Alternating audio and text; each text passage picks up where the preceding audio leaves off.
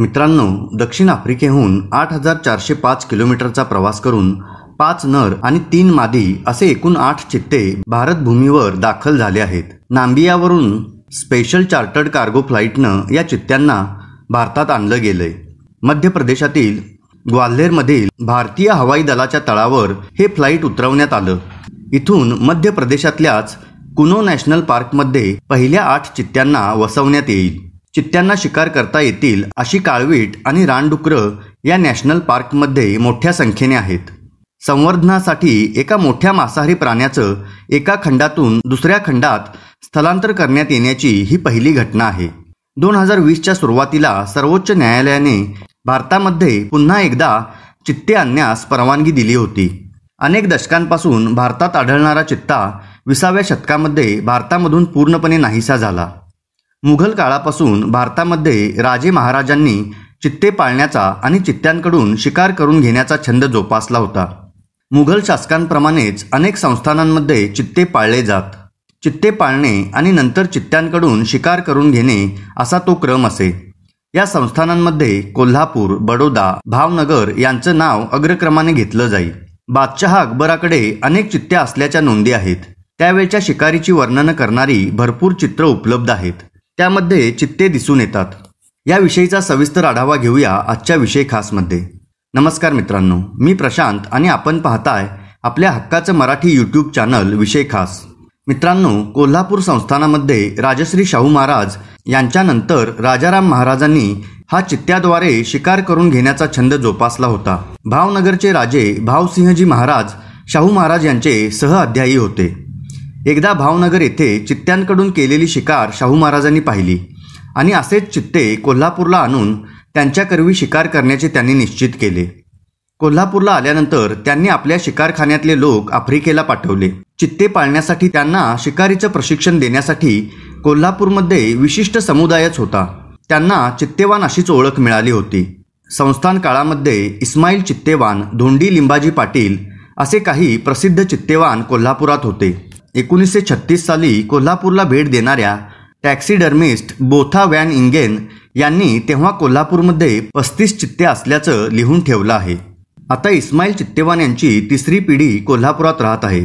त्यांचे नातू सलीम जमादार म्हणतात, आमचे आजोबा पंजोबा हे चित्ते सांभाळण्याचे काम करायचे। आम्ही चित्ते पकडून त्यांना पाळण्याचे काम करायचो, म्हणून आम्हाला चित्ते पारधी म्हटलं जायचं। छत्रपती शाहू महाराजांनी ही कला पाहिली आणि त्यांनी चित्ते पारधींना राजाश्रय दिला। राजाराम महाराजांना शिकारीचा मोठा छंद होता। आज कोल्हापूरमध्ये बस स्थानकाजवळ जेथे विक्रम हायस्कूल आहे तिथे चित्ते कारखाना म्हणजेच चित्तेखाना होता। एकदा चित्ता पकडल्यानंतर स्वातंत्र्य गमावलेला चित्ता चवताळलेला आणि संतापलेला असे। पिंजऱ्यातून बाहेर पडण्यासाठी प्रयत्न करणाऱ्या चित्त्याला शांत करण्याचं काम चित्तेवानांना करावं लागत असे। या चित्त्याच्या कमरेला दोराचा कंडा बांधला की चित्ता शांत होत असे, अशी आठवण कोल्हापूरच्या अशा शिकारींमध्ये सहभागी होणाऱ्या लीलावती जाधव यांनी सांगितली आहे। लीलावती जाधव या कोल्हापूर संस्थान काळात अशा शिकार मोहिमांमध्ये सहभागी झालेल्या आणि शिकार जवळून पाहिलेल्या शेवटच्या व्यक्ती होत्या। त्यांनी दिलेली ही माहिती आठवणीतील शिकार या पुस्तकात संकलित करण्यात आली आहे। लीलावती जाधव आठवणीतील शिकार या पुस्तकात सांगितलेल्या आठवणीत म्हणतात, चित्त्याला शांत करण्यासाठी त्याला काथ्याच्या बाजेवर निजवून ठेवत आणि 2 माणसं त्याच्या पाठीवरून सतत हात फिरवत राहत। त्याला लाकडी डावातून खाणं देत असत। त्याला तांबा देणे असं म्हणत। तसेच तो थोडा माणसाळला की त्याला लाकडी गजाला बांधून ठेवत। याला ठोकळा देणे असा शब्दप्रयोग केला जाई।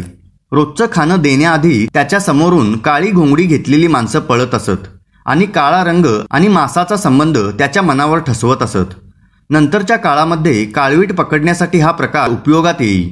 नंतरच्या काळात घोंगडी घेतलेल्या माणसांचा पाठलाग चित्ता करू लागला की तो शिकारीसाठी तयार झाला असं म्हटलं जाई। मित्रांनो, कोल्हापूर संस्थानात शिकार करण्यासाठी घोडागाडीवर चित्ते उभे असत। हरणांच्या कळपाजवळ गेल्यावर चित्ते गाड्यांमधून उड्या मारत आणि शिकारीचा अचूक वेध घेत असत। तोपर्यंत गाडी त्यांच्याजवळ गेलेली असे। चित्तेवान चित्त्याला भक्ष्यापासून दूर करत असे आणि त्याच्या गळ्यात आणि कमरेत पुन्हा एकदा दोरी बांधत असे। लीलावती जाधव यांनी सांगितलेल्या आठवणींमध्ये स्टार, भवानी शंकर, वीरमती, लक्ष्मी, गणप्या अशी चित्त्यांची नावंही आढळून येतात। कोल्हापूरच्या आसपासच्या माळरानावर अशी शिकारीची खास ठिकाणं होती. इंग्रज पाहुणे किंवा इतर कोणतेही शाही पाहुणे आले की अशा खेळाचे आयोजन केले जाई. शिकार करणाऱ्या प्राण्यांना पाहुणे दुर्बिणीतून पाहत असत. कोल्हापुरातला शेवटचा चित्ता 1960 साली मेल्याचे लीलावती जाधव यांनी आपल्या आठवणीत सांगितले आहे. तर मित्रांनो, चित्ते भारतात आणण्यासाठी साधारणपणे 1 दशकभर प्रयत्न सुरू होते. 2010 साली wildlife institute of India आणि wildlife trust of India या 2 संस्थांनी भारतामध्ये चित्ते सोडण्यासाठी 3 जागा सुचवल्या होत्या. त्यात मध्य प्रदेशातील कुनोपालपूर आणि नौरादेही या वन्यजीव अभयारण्याचा आणि राजस्थानमधील शहागडचा समावेश होता. राजस्थान, गुजरात, मध्य प्रदेश, उत्तर प्रदेश, छत्तीसगड इथल्या जागांची पाहणी या संस्थांनी केली होती. भक्ष्याची उपलब्धता, स्थानिक समुदाय, त्यांची वन्यजीवांप्रती असणारी भावना, रिमोट सेन्सिंगद्वारे घेतलेली माहिती याच्या आधारावर एक अहवाल तयार करण्यात आला होता. सर्वोच्च न्यायालयाने आता चित्ता भारतात आणायला परवानगी दिली असली तरी चित्त्यासाठी भारतात आता पोषक वातावरण, अधिवास आहे का याबाबत निश्चित माहिती उपलब्ध नाही. चित्ता भारतात आणण्याच्या निर्णयाबद्दल बोलताना पर्यावरण अभ्यासक लक्ष्मीकांत देशपांडे म्हणाले, भारतामध्ये चित्ता पूर्वी होताच. गवताळ कुरणे वाचवण्यासाठी चित्ता पुन्हा भारतात आणला जाऊ शकतो, मात्र त्यासाठी मोठा गवताळ प्रदेश लागतो. त्याला शिकारीसाठी स्पर्धा जास्त असता कामा नये. म्हणूनच त्यासाठी योग्य जागा निवडण्यासाठी अभ्यासाची गरज आहे. 1-2 ठिकाणीच चित्ता आणणे आफ्रिकेतील नॅचरल झू प्रमाणे केल्यासारखे ठरेल. प्राणी संवर्धनाचे ते एक चुकीचे उदाहरण म्हणून ठरण्याची भीती आहे. त्याचे पुनरुत्पादन व्हावे यासाठी प्रयत्न होण्याची गरज आहे. अन्यथा केवळ दिखाऊ कारणांसाठी त्यांना भारतात आणणे योग्य होणार नाही.